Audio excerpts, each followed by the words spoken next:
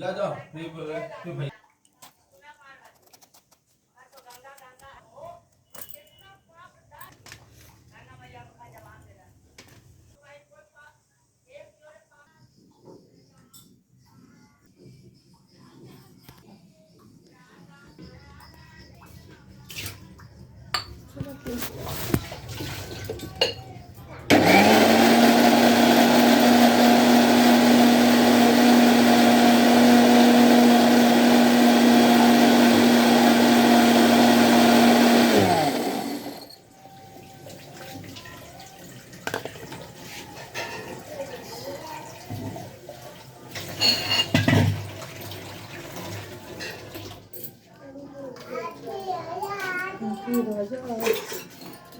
राजा आजा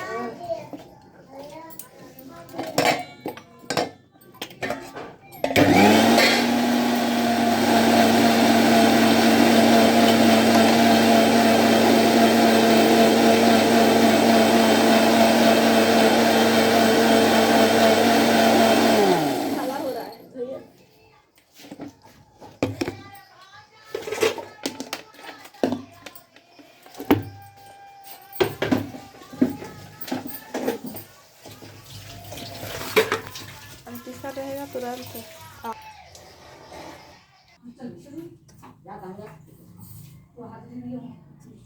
हाथ देवे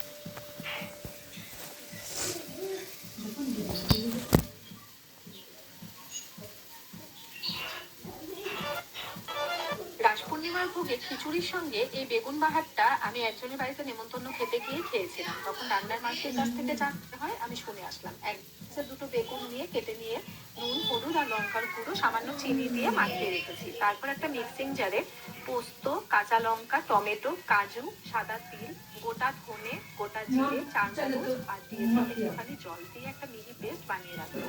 তারপর কড়াইতে সরষের তেল বা সাদা তেল গরম করে বেগুনের পিসগুলোকে ভেজে তুলে রাখতে হবে। এরপর বেঁচে যাওয়া তেলের মধ্যে কালো জিরে আর শুকনো লঙ্কা ফোড়ন দিয়ে বেটে রাখা মশলা, হলুদ, সামান্য লঙ্কার গুঁড়ো আর স্বাদ মতো চিনি দিয়ে মশলা কষিয়ে মশলা থেকে তেল বেরিয়ে আসলে ভাজা বেগুনগুলো দিয়ে সামান্য চেরা কাঁচা লঙ্কা আর অনেকটা পরিমাণ ভোগের খিচুড়ির সঙ্গে তো অমৃত লেগেছিল, তবে গরম ভাতের সঙ্গেও কিন্তু খারাপ লাগে। রাখি পূর্ণিমার ভোগে খিচুড়ির সঙ্গে এই বেগুন বাহারটা আমি একজনের বাড়িতে নেমন্তন্ন খেতে গিয়ে খেয়েছিলাম। তখন রান্নার মাসির কাছ থেকে জানলাম যে এই রেসিপির নাম নাকি বেগুন বাহার। তো কি করে বানাতে হয় আমি শুনে আসলাম।